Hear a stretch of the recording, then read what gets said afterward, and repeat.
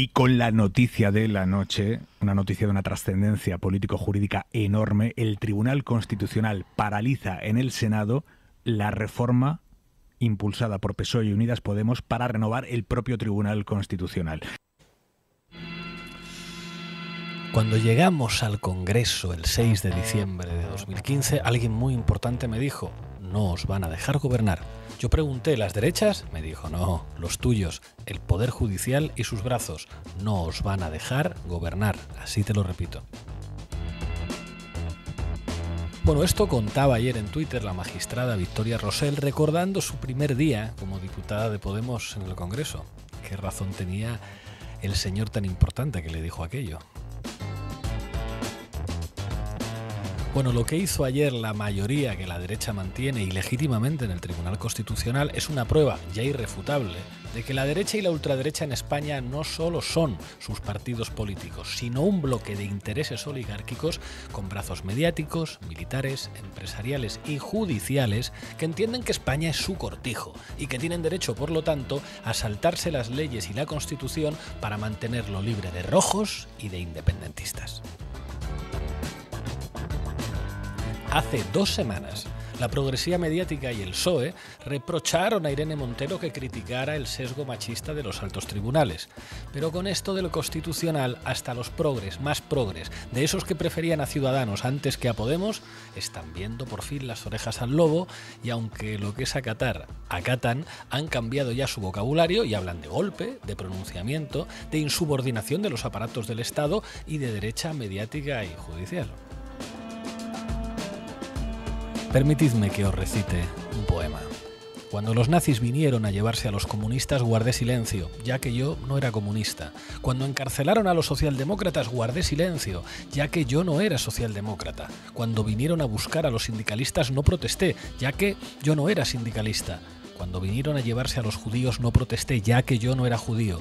Cuando vinieron a buscarme a mí, no había nadie más que pudiera protestar. Hoy, en La Base, comprometidos con la democracia y contra el fascismo, hablamos de golpistas. Bienvenidas y bienvenidos.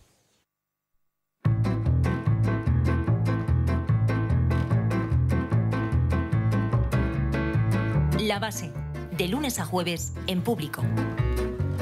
Bueno, hoy no estaba previsto, como os dije ayer, que hiciéramos La Base, porque hay una celebración en Público. De hecho, los compañeros se están portando muy bien y están evitando hacer ruido, porque estamos aquí haciendo La Base y hemos tenido que improvisar el programa en muy poco tiempo. Sara Serrano e Ina Afino-Génova han armado una sección de La Base de datos en la que han logrado recopilar información suficiente para que os expliquemos quiénes son estos 6 magistrados que representan el ala derechista del Tribunal Constitucional. Algo llamativo, porque esto no lo han hecho muchos medios de comunicación. Yo creo que debería ser obligatorio que hoy todos los periódicos hicieran un perfil sobre quiénes son estas 6 personas tan importantes que han decidido irrumpir en modo asalto en el Parlamento español. Bueno, pues lo vamos a contar.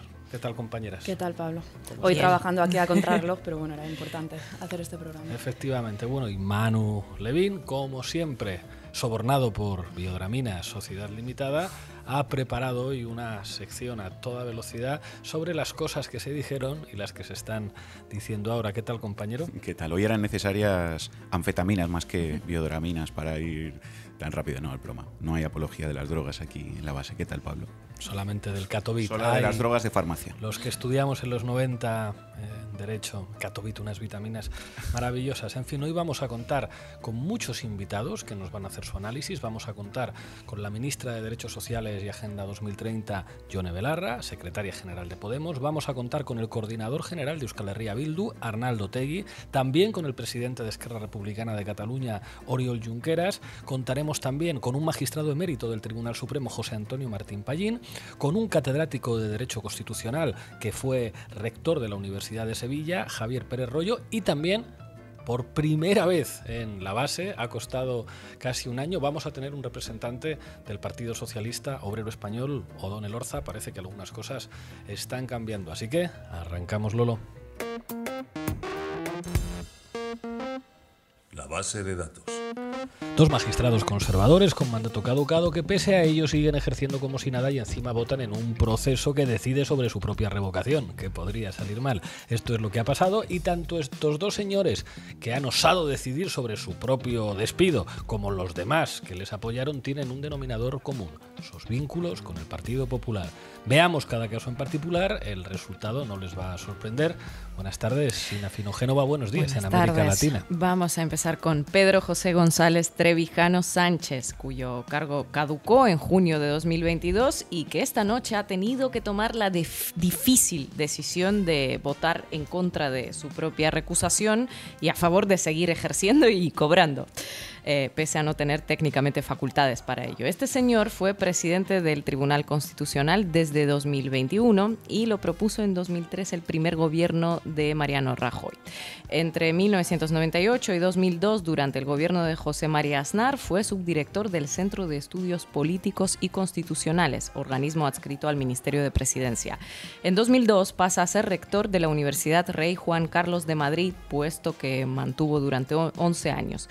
11 años que coinciden con auténticos éxitos académicos de miembros del Partido Popular en la famosa Universidad de los Másters regalados a dirigentes del PP. Sí, de hecho, en 2009 la Universidad del rector González Trevijano le otorgó el doctorado honoris causa al ex vicepresidente del gobierno del PP y banquero Rodrigo Rato, que posteriormente sería condenado a 4 años de prisión por apropiación indebida por el caso de las tarjetas Black y que además terminó en la cárcel. Sí, y en esos 11 años la Universidad Rey Juan Carlos también le arregló un máster a la expresidenta de la Comunidad de Madrid, Cristina Cifuentes. Le cambiaron la nota de no presentado a notable 2 años después de matricularse, tal y como demostró en su momento el diario.es. En 2018, el diario.es también publicaba una grabación en la que se acusaba al propio Trevijano de un intento de soborno de un profesor durante sus años como rector. Otro dato que no falta en el currículum de muchos de los magistrados que protagonizaron la noche de ayer son ponencias remuneradas en la Fundación FAES, presidida por José María Aznar y financiada por Florentino Pérez. La carrera de Antonio Narváez, otro juez conservador con mandato caducado que votó también contra su propia recusación, se desarrolló también en la órbita del Partido Popular. Fue elegido a dedo en 2014 por la entonces vicepresidenta Soraya Sáez de Santa María, a espaldas del fiscal general del Estado y también del ministro de Justicia. Antes de desembarcar en el Tribunal Constitucional, ocupó el cargo de teniente fiscal del Supremo. De él se sabe que, al igual que González Trevijano, fue ponente y articulista en la Fundación FAES y se le recuerda por su defensa de la ilegalización de los partidos de la izquierda abertzale. Bueno, Antonio Narváez fue el que se trajo al Tribunal Constitucional al exfiscal jefe de Las Palmas, Guillermo García Panasco, luego de que el Tribunal Superior de Justicia de Canarias y el propio Tribunal Supremo declararan que su investigación contra la jueza Victoria Rosell por motivos disciplinarios en plena campaña electoral habría violado los derechos fundamentales de Rosell. Y hace casi 2 años se retiró de la causa del proceso, justamente antes de que lo recusaran, por una conferencia que dio en Granada en 2017, donde calificó el proceso de golpe de Estado encubierto y aseguró que era más grave que el intento real de golpe de Estado del 23F. Por cierto, que al parecer tanto a Trevijano como a Narváez el Partido Popular les habría ofrecido como premio a sus servicios el Consejo de Estado por un lado y la Fiscalía General del Estado por otro, según informa el digital de Angélica Rubio. Otro de los magistrados que ha votado a favor de bloquear la renovación del Tribunal Constitucional y con fuertes vínculos también con el Partido Popular es Enrique Arnaldo. En su trayectoria como abogado ha defendido a varios cargos del PP imputados en casos de corrupción, entre ellos al expresidente balear Jaume Matas en el caso Palma Arena.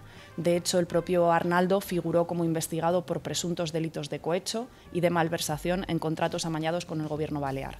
Matas habría encargado un trabajo de asesoría al despacho de Arnaldo por un valor de 12.000 euros y después de que Matas perdiera las elecciones baleares, Arnaldo le habría contratado para que el expresidente mediara y le proporcionara contactos en Estados Unidos. El precio habrían sido 31.000 euros. Aunque la pieza en el caso Arena contra Arnaldo fue finalmente archivada, el juez encargado del caso consideró que aquel pago era de hecho una devolución de favores. Arnaldo fue también abogado del juez Enrique López cuando ese juez fue sorprendido conduciendo su moto en estado de embriaguez y sin casco, caso por el que justamente tuvo que dejar su puesto en el Tribunal Constitucional. Bueno, el nombre de Arnaldo aparece también en las escuchas telefónicas del caso Lezo, que investigaba la corrupción del PP madrileño. Las conversaciones pinchadas revelan que el magistrado se estaba moviendo para colocar fiscales que favorecieran al expresidente madrileño, a Ignacio González, en los frentes judiciales que tenía abiertos. Vamos a escuchar un fragmento locutado de una conversación entre González y Arnaldo que pertenecen a este juicio. Hay movimientos de cambios en la Fiscalía General. Ahora se ponen en marcha las piezas. Desde luego sí que sé que es voluntad del ministro cambiar la pieza principal. Joder, estarás ahí, moviéndote como corresponde. Hay que mover la pieza principal y luego las dos que van al lado, que son la Fiscalía de la Nacional y la Fiscalía Anticorrupción. Esa operación, que yo sepa, está preparada. Ahora, hombre, es una garantía que siga Rafael porque ya se lo conoce. Hay que mover la pieza principal y luego las dos que van al lado, que son la Fiscalía de la Audiencia Nacional y la Fiscalía Anticorrupción. Días después se producía efectivamente el nombramiento de José Manuel Maza como fiscal general del Estado. Además de todo esto, como muchos de los jueces de derechas del Tribunal Constitucional, Arnaldo tiene vínculos con dos organismos ligados al Partido Popular: la Fundación FAES, donde ha sido conferenciante, y la Universidad de los Másteres sin estudiar Rey Juan Carlos. En 2015, Arnaldo fue nombrado director de un máster de nueva creación de acceso a la profesión de procurador. Como director de ese máster, Arnaldo no perdió el tiempo, enchufó a su hijo como profesor y también al hijo de José Manuel Maza, el fiscal general nombrado tras las maniobras de González y Arnaldo. Vamos con otro nombre. Santiago Martínez Vares es magistrado vitalicio del Supremo y fue elegido por el ala conservadora del Consejo General del Poder Judicial en 2003. Fue uno de los jueces que suscribió una de las sentencias del Tribunal Supremo que dictaminó en 2010 que el castellano debía ser considerado lengua vehicular en los colegios de Cataluña.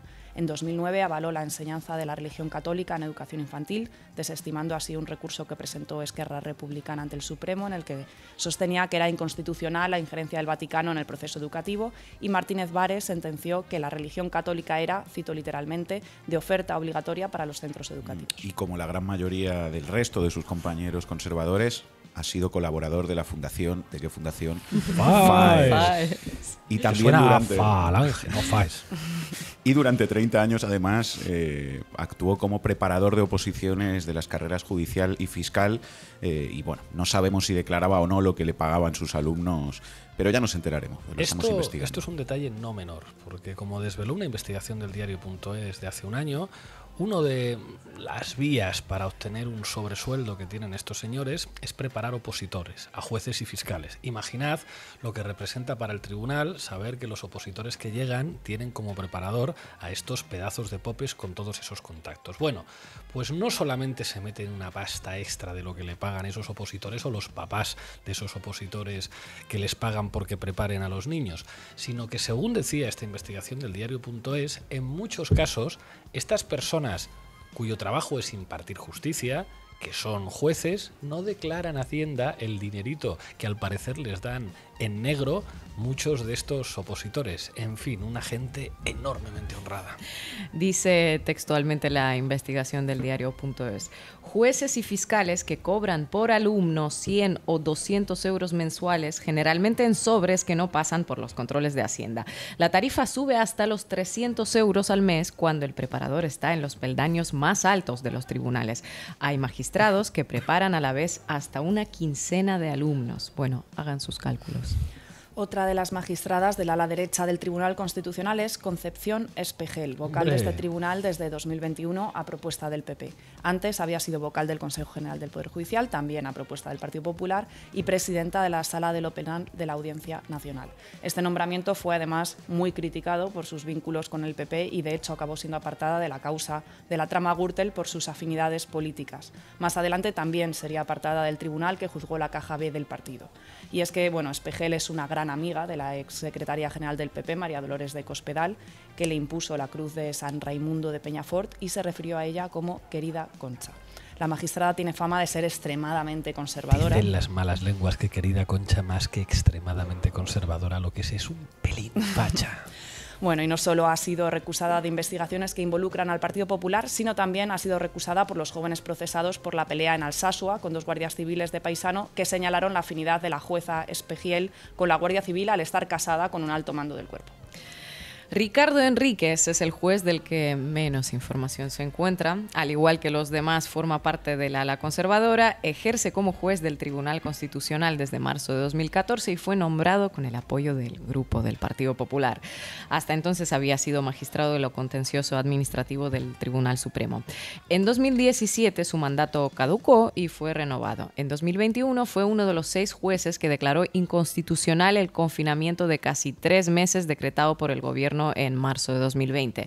Los magistrados consideraron que para poder declararlo se necesitaba un estado de excepción avalado previamente por el Congreso y no un estado de alarma. Aquella votación salió adelante gracias a un recurso presentado por Vox, que dicho sea de paso, votó a favor del estado de alarma en el momento en el que se presentó ante el Congreso por primera vez. Tremendo. La ultraderecha presenta un recurso y los jueces entienden que en un contexto de pandemia mundial en el que el gobierno se ve obligado a hacer lo que estaban haciendo todos los países del mundo, que era ordenar el confinamiento, este dice que no, que eso va contra los derechos constitucionales y que si él quiere salir a la calle, sale a la calle y contagia a quien le dé la gana. ¿Se imaginan cómo sería este país si la prensa hablara de estos tipos? Y con el número de muertos, con el número de muertos que se presentaban en España en estos primeros meses. Imagínense cómo reaccionarían las familias de los miles de fallecidos por la COVID-19 si la prensa hiciera su trabajo y pusiera rostro a estos señores de la judicatura y la gente supiera qué son y qué decisiones han tomado. El problema es que algunos que se dan golpes en el pecho diciendo yo periodista,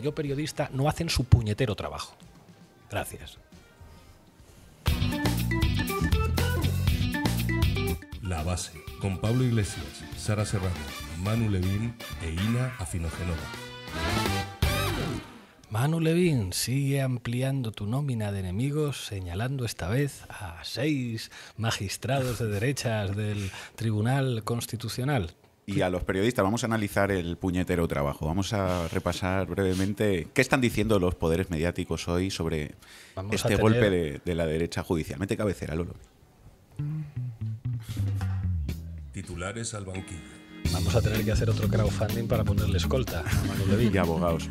Bueno, la derecha mediática, como viene haciendo desde hace días, os podéis imaginar, sigue jaleando con sus enfoques a la derecha judicial para que se eche más y más al monte. Fijaos, El Mundo, os voy a leer algunas frases. El Estado de Derecho se impone. El Tribunal Constitucional ha actuado conforme a la ley. El Tribunal Constitucional frena el plan de Sánchez para controlarlo. Accede por primera vez a paralizar una ley en trámite en defensa de la minoría parlamentaria. El PSOE ha hecho suyas las posiciones populistas del independentismo y de Pablo Iglesias, contraponiendo democracia y ley. Sus acuerdos con Bildu y Esquerra Republicana están erosionando la mejor convivencia de la que España ha disfrutado. Por ahora, como ocurrió en el proceso, los jueces mantienen el baluarte de la Constitución en pie. Quienes desde el poder que nos otorgan nuestros lectores formamos parte esencial de la prensa libre, ayudaremos en ese empeño. El Mundo dice literalmente ayudaremos en ese empeño. Yo les agradezco que siempre tengan un recuerdo amable para mí, pero es bastante fuerte que un periódico no solamente defienda el golpe judicial, sino que se declare abiertamente como parte de esa estrategia golpista. ¿Qué más tenemos? Caretas fuera. ABC. La oposición celebra el triunfo del Estado de Derecho tras la decisión del Constitucional. Opinión. Sánchez recula pero sale manchado. Acabaremos peor que la Venezuela socialista, con los bolaños quemando constituciones. Y editorial del ABC. El Tribunal Constitucional frena a Sánchez. No es ningún golpe de Estado de jueces contra el gobierno del progreso y el bienestar. No es ningún golpe blando a la democracia. Y no es un tribunal declarado en rebeldía frente a decisiones del Parlamento. El ABC diciéndote no pienses en un elefante. ¿Qué más tenemos? La Razón, editorial. 6 hombres buenos en defensa de la ley. Sobre los 6 magistrados del Tribunal Constitucional que han frenado la deriva autoritaria del gobierno de la nación, caerán ahora todos los males del infierno mediático y político que solo la izquierda española es capaz de desatar contra aquellos que con la razón y la ley en la mano se atreven a levantar la voz de la justicia. Bueno, digamos que la derecha mediática a tope construyendo un relato que legitime el golpe judicial. La progresía mediática, ¿qué dice? Pues la progresía mediática, de nuevo, como ya vimos en el último programa, utiliza palabras duras para calificar la acción antidemocrática de la derecha, pero un poco hasta ahí. Ángeles Barceló esta mañana en la SER. Hola, muy buenos días. El Tribunal Constitucional ha consumado su ataque a la democracia. La alianza entre la derecha política y la derecha judicial ya no tiene pudor en exhibirse y ayer el Constitucional validó, gracias a la mayoría conservadora, su intromisión en el poder legislativo y lo hizo votando a favor de impedir la tramitación parlamentaria, ahora mismo en el Senado, de la reforma que permita precisamente su renovación. Los jueces conservadores paralizando el mecanismo que permita el desbloqueo del alto tribunal. No es solo un hecho sin precedentes, es un hecho de una gravedad extrema. Los jueces conservadores del tribunal se han colocado ya definitivamente fuera de la ley y lo hacen en connivencia con el Partido Popular, que no solo lleva 4 años bloqueando la renovación del Poder Judicial, sino que pretende seguir manejando los hilos de la justicia, aunque su correlación de fuerzas no se corresponda a la realidad parlamentaria. El PP lleva 4 años rompiendo esta regla, pero nunca había llegado tan lejos, ni el partido ni los magistrados que le profesan profunda fidelidad. A partir de aquí la respuesta solo puede ser con la herramienta que la derecha política, judicial y mediática ignoran, y que es la democracia. No hacerlo daría más argumentos a aquellos que buscan insistentemente el choque institucional. El Partido Popular y su brazo judicial se ha saltado ya todas las reglas, retorciendo la legalidad para poder mantener una posición que las urnas les quitaron. Ángeles Barceló. Bueno, ya lo habéis oído. Ataque, intromisión, irrupción, gravedad extrema, jueces fuera de la ley, brazo judicial del PP. Todo eso dice Ángeles Barceló, que a continuación pide una respuesta democrática, aunque no aclara cuál debe ser en su opinión. Pero vais a ver que algunos diarios de la progresía mediática, que también se escandalizan mucho y emplean palabras gruesas para calificar lo que está pasando, sí que ponen sobre la mesa cuál debe ser la respuesta. No sé si os va a sorprender. La respuesta debe ser acatar la decisión del Tribunal Constitucional y construir una respuesta jurídica más que política. Fijaos, Ignacio Escolar en el diario.es. Mientras la derecha se salta la Constitución, es la izquierda quien debe evitar que el tren democrático descarrile en su totalidad. Este lunes por la noche, la presidenta del Congreso, el presidente del Senado y el ministro de Presidencia han salido a dejar claro que acatarán la decisión a pesar de criticarla duramente. ¿Qué remedio?, dice Nacho Escolar, que añade: claro, porque no hacerlo sería condenar a este país a un desastre aún mayor. Siempre es la izquierda, también por la correlación de fuerzas en la justicia, ellos no se librarían de una condena, quien tiene que evitar el choque frontal y velar por el interés general. Dejémonos fusilar, compañeros. O sea, que no aceptar el golpe de la derecha sería condenar a este país a un desastre aún mayor. Eso todavía dice Nacho Escolar. Solo le ha faltado explicar por qué. ¿Por qué sería condenar a este país a un desastre aún mayor y por qué hay que bajar la cabeza ante lo que está haciendo la derecha? Otra en la misma línea. Editorial del País. El pleno del sabotaje. La mayoría conservadora del Constitucional sitúa a España ante una intromisión inédita en el poder legislativo. Entramos en terreno desconocido con una intromisión inédita del Constitucional en la autonomía parlamentaria de las Cortes españolas. Quienes adujeron en los últimos 4 años que la estrategia del Poder Judicial no era jurídica sino política, pueden decir hoy, lamentablemente, que la razón de los hechos les ampara. Y ahora viene el giro de guión, dice El País. Llegados a este punto, al Gobierno y a las Cortes solo les cabe acatar la decisión del Tribunal Constitucional y utilizar los procedimientos de la democracia y de la más impecable y mejor técnica jurídica para hacer cumplir la Constitución y la voluntad de los legisladores ahora cercenada. A ver si yo lo he entendido bien. No se trata solamente de ofrecer la otra mejilla, sino de ofrecer abiertamente la entrepierna. Eso sí, con pulcritud técnica. O sea, que El País dice textualmente que es verdad que la estrategia de la derecha judicial no es jurídica, sino política, pero justo después dice que ante eso hay que dar no una respuesta política, sino una respuesta jurídica. Solo cabe acatar la decisión y responder con la más impecable técnica jurídica. A mí que me lo expliquen. Cuando estemos en el pelotón de fusilamiento responderemos con técnica jurídica. Sí, hay ¡fuego! Hay un defecto de forma en la orden de que nos fusilen, ¿no? Discutamos de eso. Como si lo que nos estuviéramos jugando aquí, no sé, fueran disquisiciones sobre técnica jurídica de un texto legal y no la defensa misma de la democracia y de sus normas de funcionamiento, que es algo que el propio diario El País reconoce abiertamente. no sé, vienen un poco hoy en la progresividad mediática como el meme aquel, ¿no? ¿Qué ha hecho la derecha? Un golpe de Estado. ¿Y qué ha hecho la derecha? Un golpe de Estado. ¿Y qué debemos hacer? Acatarlo. Acatar. Pues claro que sí. ¿Qué es eso de dar una respuesta política a una estrategia golpista que nosotros mismos reconocemos que es una estrategia política golpista? No, hombre, no. Eso es cosa de rojos. Solamente los rojos dan respuestas políticas a los ataques políticos. Nosotros los progres damos respuestas técnicas y además la izquierda tiene un deber moral de dejar que la derecha cometa cualquier atropello. Es que no hay otro remedio, como decía Nacho Escolar. Redactemos mejor la iniciativa aplicando la más impecable técnica jurídica, asumiendo que estaba muy mal y, por tanto, validando implícitamente los argumentos de la derecha judicial. Te lo dice tu progresividad mediática de confianza. Centro centrado, ni soberanía popular, ni golpe de Estado. Es que ese es el nivel. Eso sí, hay que decir, lo decías también al principio, que ahora al menos reconocen que el secuestro del tercer poder del Estado por parte de la derecha genera una situación efectivamente de absoluta excepcionalidad democrática, por emplear un término muy suave. Y es de agradecer que al menos ahora se escandalicen y reconozcan esto, porque habría que recordar lo que decía esta misma gente de la progresía cuando al entonces vicepresidente Iglesias se le ocurrió la grave cosa de decir exactamente eso mismo, que en España no había una situación de plena normalidad democrática. Vamos a recordarlo. El presidente certifica la solidez del gobierno. El presidente de momento no se manifiesta sobre las declaraciones de su vicepresidente, pero sí deja que sus ministros más próximos lo hagan. Ha sido una semana intensa para la coalición. Así empezó todo. No hay una situación de plena normalidad política y democrática en España. Rápida respuesta de la vicepresidenta. Yo discrepo absolutamente de eso. Y le siguen todos los ministros socialistas. La democracia en España es plena, moderna, avanzada. Una democracia que sirve como ejemplo. No tengo la menor duda de la calidad democrática de España. Dentro del gobierno, una de las ministras más valoradas en las encuestas opina lo mismo que Iglesias. Las palabras de Pablo Iglesias son clarísimas. Aunque eso sí, parece que el debate no existe fuera de cámaras. No se discutió en el Consejo de Ministros. El vicepresidente creo que no ha tomado la palabra en el Consejo de Ministros. ¿Y qué dice el presidente de este nuevo roce? Pues no se pronuncia. E Iglesias asegura que no lo han hablado, pero que cuando lo haga le dirá... ¿Qué tiempos los que estamos viviendo en los que hay que defender lo obvio? Porque vuelve a reafirmarse en lo dicho, la última vez esta misma mañana en Barcelona. Las verdades duelen, pero mejoran la democracia. Son declaraciones a las que la portavoz del gobierno, en el marco de la campaña electoral, quita hierro y achaca a la campaña electoral catalana.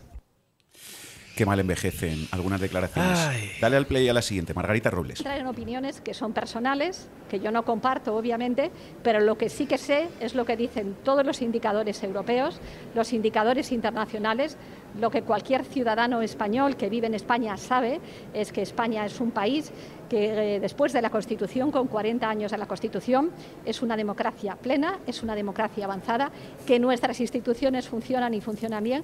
Yo no voy a entrar en debate con esto. Yo soy una persona que he formado parte de los tres poderes del Estado, de las pocas personas que conozco la independencia del Poder Judicial, que conozco, me siento muy orgullosa de formar parte de un poder ejecutivo y un poder legislativo que trabaja y que trabaja bien. Y que además, cuando los jueces dictan sentencias, son jueces independientes, que hay una libertad de expresión en la que cualquiera puede hablar, que los medios de comunicación sois una parte muy importante de esta democracia. Yo lo he dicho siempre, no comparto en absoluto las críticas a los medios de comunicación, porque sin unos medios de comunicación libres e independientes no habría oxígeno de democracia. Yo he formado parte de los tres poderes y por eso os puedo garantizar, ahora que formo parte del Ejecutivo, que el Poder Judicial es independiente, que yo he estado en los tres. Yo soy independiente allí donde estoy. Si estoy en el Poder Judicial, soy independiente. Si estoy en el Poder Ejecutivo, soy independiente. Si estoy en el Poder Legislativo, soy más independiente que nadie. Y cualquiera que diga que los medios de comunicación no sois perfectos, maravillosos, y el baluarte de la democracia, es un golpista. Con todos ustedes, tremendo. Margarita Robles. La guinda, Pedro Sánchez.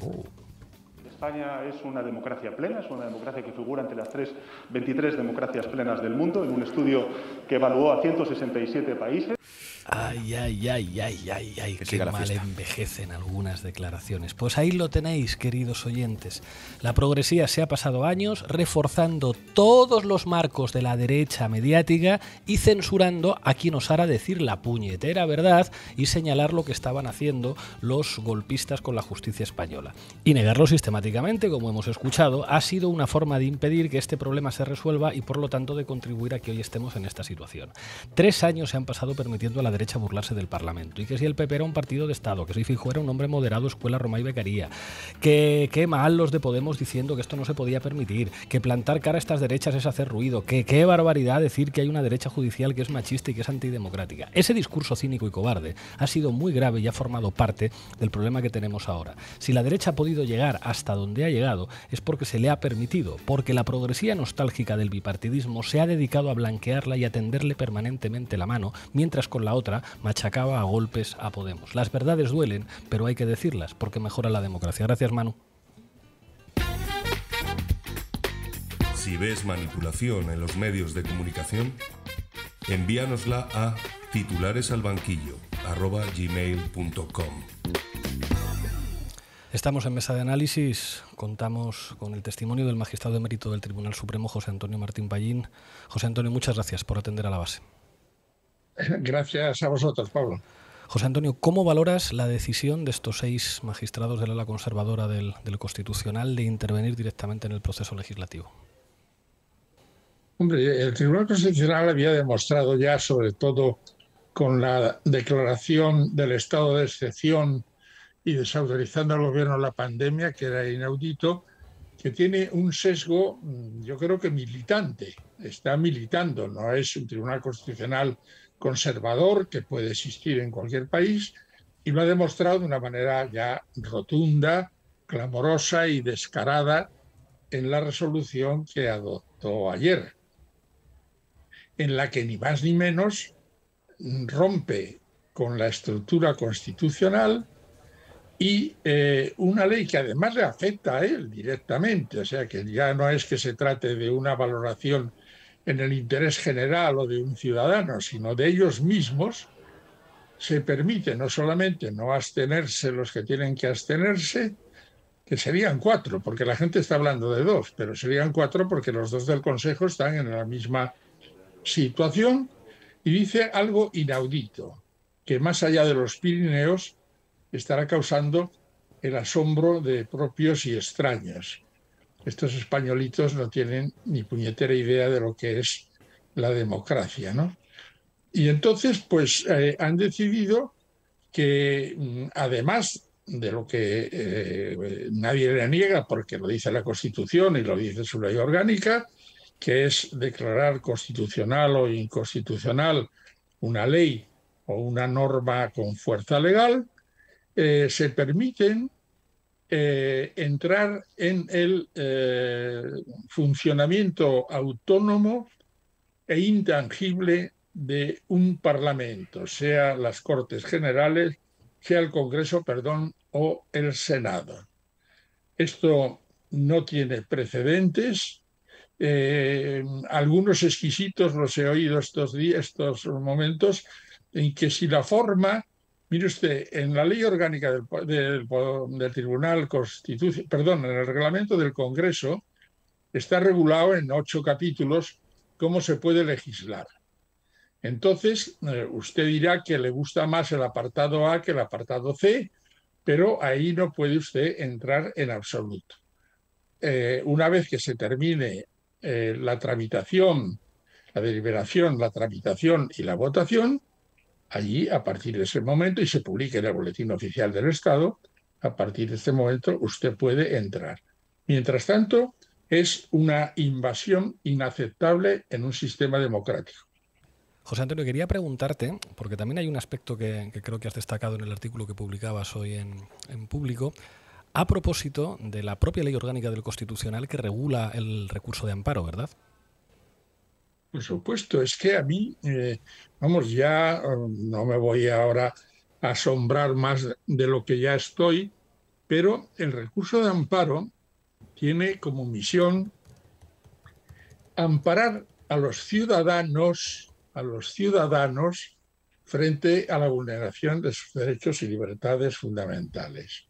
Aquí hay unos ciudadanos que, además de ciudadanos, son parlamentarios que han tenido la oportunidad que les concede el artículo 23 de acceder a un cargo público, a unas elecciones por voto universal, que ya están dentro y que, por tanto, no se les ha vulnerado ningún derecho.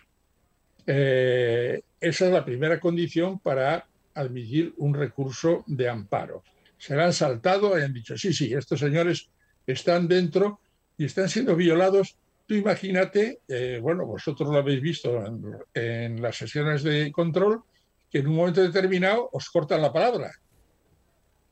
Por la misma razón, podíais ir al Constitucional diciendo, oiga, que es que me han cortado la palabra, porque esto es un problema interno de funcionamiento del reglamento del Congreso, y el reglamento del Congreso lo rige la mesa y el presidente o presidenta. Pero después todavía más, porque cuando adoptan la postura de la suspensión cautelarísima, el artículo 56 de la Ley Orgánica dice claramente, en primer lugar, que el recurso de amparo, con efectos generales, no suspenderá el acto o sentencia impugnada. Eso es la regla general. Excepciones, cuando de no suspenderlo pueda hacer perder al amparo su finalidad. Pero dice, siempre y cuando la suspensión no ocasione perturbación grave a un interés constitucionalmente protegido. Oiga, señores 6 magistrados que han pasado por una facultad de Derecho, ¿proteger la autonomía funcional del Parlamento es un interés constitucionalmente protegido? ¿Sí o no? Pregúntenselo ustedes, vayan a la facultad de Derecho a ver qué les dicen allí los profesores y los alumnos. Por tanto, han actuado en una doble faceta, interpretando mal el amparo e interpretando mal la suspensión. José Antonio Martín Pallín, muchísimas gracias por atender a la base. Hasta pronto. Nos acompaña Javier Pérez Royo, catedrático de Derecho Constitucional. Javier, muchas gracias por atender a la base. Gracias a ti. ¿Cómo valoras la decisión del Tribunal Constitucional, con una votación muy ajustada de 6 contra 5, de intervenir de esta forma en el proceso legislativo en un pronunciamiento que no tiene precedentes en la historia democrática de nuestro país? Hay varias cosas que no tienen precedentes, no solamente en la historia de nuestro país, sino en la historia constitucional en el derecho comparado, vamos, en todos los países democráticos. No hay en ningún país democrático en el que cuente con el Tribunal Constitucional en su fórmula de gobierno, porque no todos tienen tribunales constitucionales. Hay muchas democracias parlamentarias, varias en Europa, que no tienen tribunales constitucionales, es decir, donde el poder legislativo, el Parlamento, dice la última palabra y esa última palabra no puede ser revisada posteriormente. No hay tribunal constitucional que pueda revisar y, por tanto, que pueda controlar la manifestación de voluntad del único órgano legitimado democráticamente de manera directa. Pero los que tienen tribunales constitucionales no hay ninguno en el que se contemple la posibilidad de que se pueda interrumpir el proceso legislativo, sino que el Tribunal Constitucional solamente puede pronunciarse una vez que la ley ha sido aprobada y ha sido publicada en el Boletín Oficial del Estado o en el órgano correspondiente o en el registro correspondiente de cualquier país. Esto es así. Esto es así. Y no cabe en la imaginación de nadie que el Tribunal Constitucional pueda actuar como un pirata, como un bandolero, que de pronto interfiere en el proceso legislativo y hace lo que quiere. Entonces, esto no ha habido nunca en derecho comparado nada que se le parezca a esto. Hay otra cosa que no ha ocurrido nunca en derecho comparado, y es que unos jueces que son recusados decidan sobre su propia recusación. Esto no existe, pero ni en la justicia ordinaria ni en la justicia constitucional. Una vez que se produce una recusación, esos señores que han sido recusados no es que no participen, es que se tienen que ausentar. Es que se tienen que ausentar. Ellos han jugado con la ventaja de que si ellos no se ausentaban y se mantenían, los 5 magistrados progresistas que se podían haber y que jurídicamente la respuesta correcta hubiera sido irse, Es decir, nosotros no participamos en este debate si ustedes participan, porque ustedes son los miembros recusados y nosotros no podemos participar en este debate. Pero como eso supondría una crisis dentro del órgano constitucional, del Tribunal Constitucional tan importante, pues por responsabilidad se han mantenido y por eso ha salido ese 6-5. Y hay otra cosa que no ha ocurrido nunca tampoco en los 44 años de democracia española, y es que el presidente del tribunal haya llevado directamente un recurso de amparo al Pleno. Eso no es posible en la ley, por la ley orgánica. Eso no lo dice la Constitución, eso lo dice la ley orgánica del Tribunal Constitucional. La ley orgánica del Tribunal Constitucional, en el artículo 12, establece que los asuntos que entran en el tribunal se reparten de acuerdo con un turno que ha sido fijado por el Pleno a propuesta del presidente. De acuerdo con ese turno, este recurso de amparo le correspondía a la Sala Segunda, que es la que está presidida por el vicepresidente Porciol. Y en el artículo 13 de la Ley Orgánica del Tribunal Constitucional se establece que únicamente cuando la Sala que tiene que resolver un recurso de amparo tiene que apartarse de la doctrina sentada por el Pleno del Tribunal Constitucional, que únicamente en ese caso la Sala elevará el asunto al Tribunal Constitucional para que lo resuelva. Pero claro, eso supone que primero tiene que entrar, que admitirlo a trámite, que verlo y que decidir la Sala si realmente se está apartando, que en este caso además no se estaría apartando, porque en todo lo que hace a las medidas, referencia a las medidas cautelarísimas, cautelares y cautelarísimas, se habría adoptado una decisión que es la que ha adoptado el Tribunal Constitucional ininterrumpidamente hasta la fecha, ¿no? Entonces, esto lo ha hecho el presidente del Tribunal Constitucional y esto para mí es un acto constitutivo de delito. Esto para mí es un acto constitutivo de delito, ¿no? En el tema de la recusación, claro, el no aceptar la recusación, el actuar indebidamente en el tema de recusación es motivo de expediente disciplinario para los miembros del Poder Judicial, pero no está previsto para los miembros del Tribunal Constitucional. Pero el hecho de que el presidente lleve directamente, se salte el turno y lleve directamente el recurso de amparo al Pleno del Tribunal Constitucional, eso es delito de prevaricación, eso es un acto constitutivo de delito de prevaricación, porque se está tomando a sabiendas una decisión injusta. Él no puede no conocer lo que es el artículo 12 y el artículo 13 de la Ley Orgánica del Tribunal Constitucional. Y además después, en el título que está dedicado al recurso de amparo, el Pleno no aparece ni una sola vez. El Pleno no aparece ni una sola vez, nada más que las salas y las secciones. Y por lo tanto, son una catarata de barbaridades constitucionales y de la Ley Orgánica del Tribunal Constitucional que convierten el caso en un caso inédito. O sea, no hay en la historia del derecho comparado nada similar a lo que ha hecho este Tribunal Constitucional en el día de ayer. Javier Pérez Royo, catedrático de Derecho Constitucional, muchísimas gracias por atender a la base. Hasta pronto. Vale, hasta pronto, cuando queráis. Conectamos por vía telefónica con Odón Elorza, diputado del Partido Socialista. Odón, gracias por atender a la base y a ver si le decís al grupo parlamentario que os renueve los móviles, que no funciona bien el audio y la cámara de los que tenéis. No estamos para gasto, lo he intentado, he entrado en ajustes, he hecho todo y no sé lo que falla, de verdad. Es la primera vez. Pero bueno, adelante. Eso dicen todos, es la primera vez que me pasa. Quería preguntarte, ¿cuál es tu análisis sobre lo que ocurrió anoche? Es una decisión sin precedentes, nos decía el catedrático de Derecho Constitucional Javier Pérez Royo, que tampoco hay precedentes en derecho comparado. ¿Cuál es tu análisis sobre lo que ha ocurrido ayer y qué consecuencias podría tener? Bueno, era algo imprevisible, ¿no? Algo que no ha acontecido nunca. Y básicamente me parece que esa decisión del Tribunal Constitucional, arte y parte, ataca muy profundamente la dignidad de la democracia, amordaza ilegalmente la voz del Parlamento, impide que se pueda debatir y votar legalmente y conforme al reglamento, por supuesto, una propuesta del Gobierno de coalición.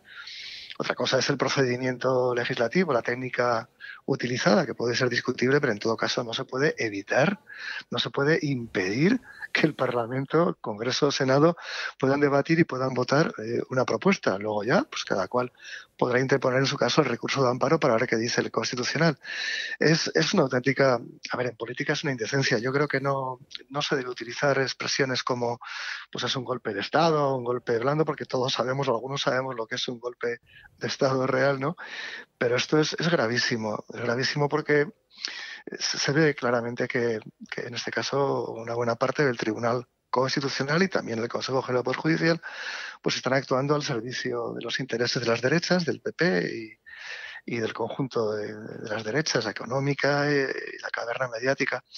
Esto no debería haber sucedido nunca, pero aquí estamos después de 4 años de que el gobierno ha soportado el bloqueo del Partido Popular, de Casado, de Feijóo y compañía, a la renovación constitucional del Consejo General del Poder Judicial y en este momento también del Tribunal Constitucional. Y, por tanto, pues habrá que acatar.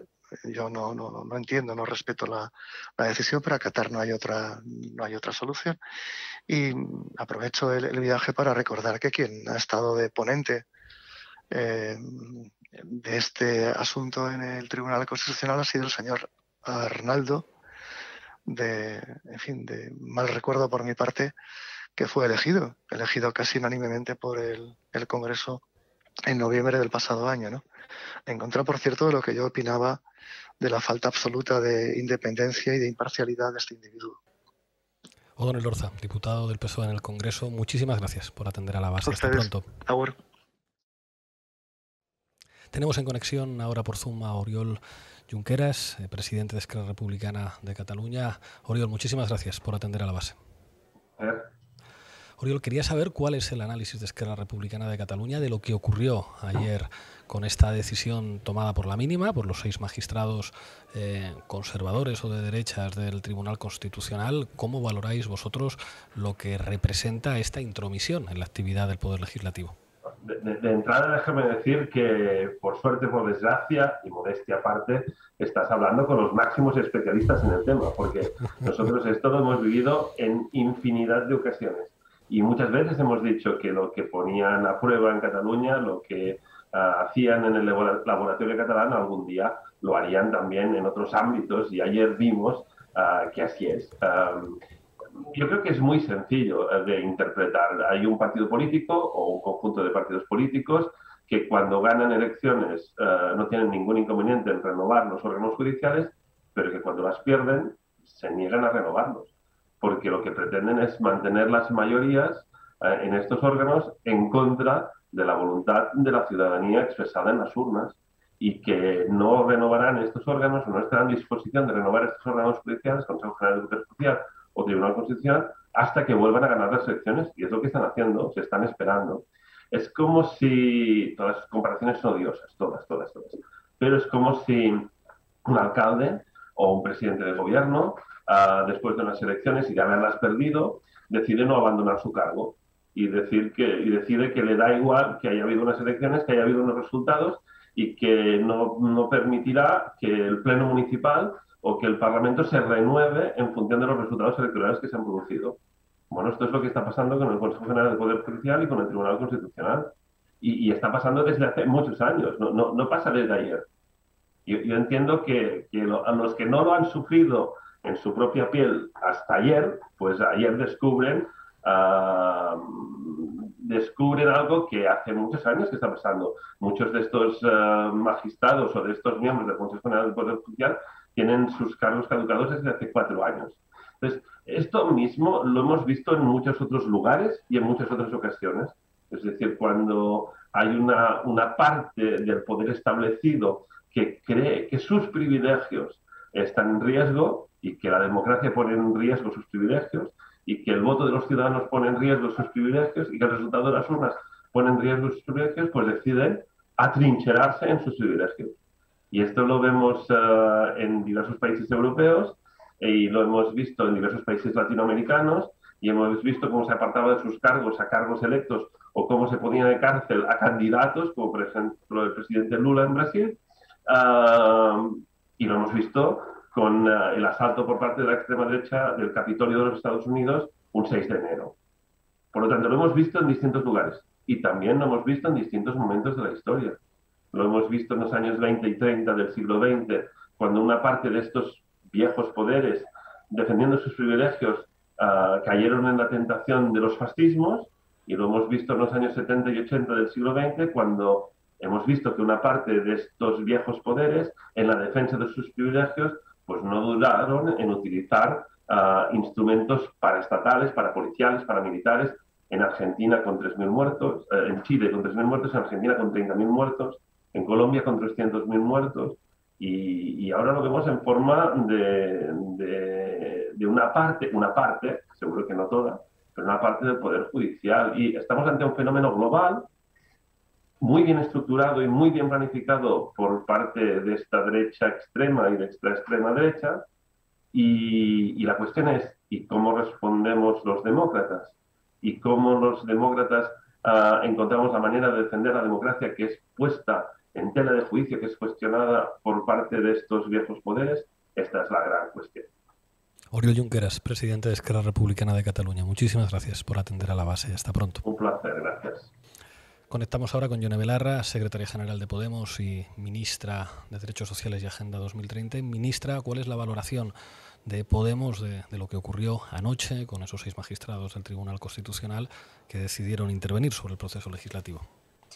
Bueno, yo creo que estamos ante un hecho gravísimo. Se trata literalmente de un golpe judicial al Poder Legislativo. Creo que es uno de los ataques a la democracia española más graves, si no el más grave, que se han vivido en los últimos 40 años. Por tanto, yo creo que las fuerzas democráticas tenemos que ser capaces de responder a este ataque sin precedentes, a este pronunciamiento, de una manera muy contundente y con más democracia. Yo creo que es muy importante explicar que el origen de este pronunciamiento tiene que ver con que el Partido Popular lleva secuestrando el Consejo General del Poder Judicial desde hace 4 años. El Consejo General del Poder Judicial es el órgano de gobierno de los jueces y tenía que haber nombrado sus 2 del Tribunal Constitucional hace ya mucho tiempo. Esto no se ha producido y ahora nos encontramos, bueno, pues con que se ha intervenido una votación del Poder Legislativo que es en el que reside la soberanía popular.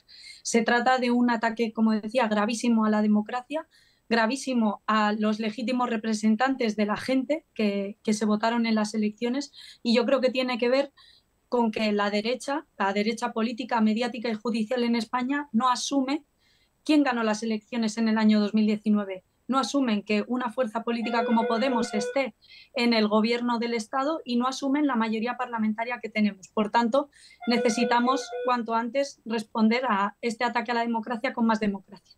Yone Belarra, ministra de Derechos Sociales y Agenda 2030 y secretaria general de Podemos, gracias por atender a La Base. Tenemos en conexión también a Arnaldo Otegi. Querría saber, Arnaldo, cuál es el análisis que hace la izquierda abertzale sobre lo que ocurrió ayer con esos 6 magistrados del Constitucional. Bueno, para nosotros es un caso claro de lawfare, para nosotros es un caso claro de un golpe de Estado que dan las togas en esta coyuntura histórica que obedece a determinadas razones que desde nuestro punto de vista conviene recordar. Nosotros siempre tenemos la tendencia a irnos al modelo de la transición para explicar muchas de las cosas que están sucediendo. Es decir, aquí no hubo una ruptura con el franquismo y por lo tanto las togas que en el franquismo defendían, algunas muy entusiásticamente, la dictadura, pasaron a ser togas democráticas de la noche a la mañana. Se hizo la Audiencia Nacional transformando el top, etcétera, etcétera. Pero en estos momentos yo creo que la valoración que hacemos es: existe una crisis de régimen evidente y hay quienes se están arrogando, digamos, ser la vanguardia de la defensa de ese régimen. Y en este caso el Poder Judicial, pues ya ocurrió con el proceso, pero ocurrió mucho antes con cosas que hicieron con nosotros, las ilegalizaciones, etcétera. Se convierte un poco en la última trinchera en la que los sectores más reaccionarios del régimen tratan de sostener este régimen, ¿no? Y yo creo que la gravedad del hecho consiste en que hay un poder del Estado que decide, ¿no?, que hay otras cámaras, como son las legislativas, que están impedidas de legislar. Y me parece que el hecho es de tal gravedad que ha superado todas las líneas rojas, aunque antes también se hicieron cosas por el estilo, pero creo que un poco nos sitúa en la dimensión de en qué coyuntura histórica estamos, ¿no? Y me parece que eso sería conveniente que la izquierda plurinacional en el Estado y la izquierda en el Estado fuéramos conscientes de la gravedad del hecho, pero sobre todo a las razones a las que obedece este hecho. Y es, aquí hay un intento por parte de los sectores más reaccionarios, por parte de los poderes fácticos, etcétera, de detener cualquier intento de democratización del propio Estado, de detener cualquier intento por entender y respetar la plurinacionalidad del Estado, y por entender y profundizar en lo que sería pues, un régimen de carácter democrático que respetara la plurinacionalidad, el derecho a decidir, etcétera, ¿no?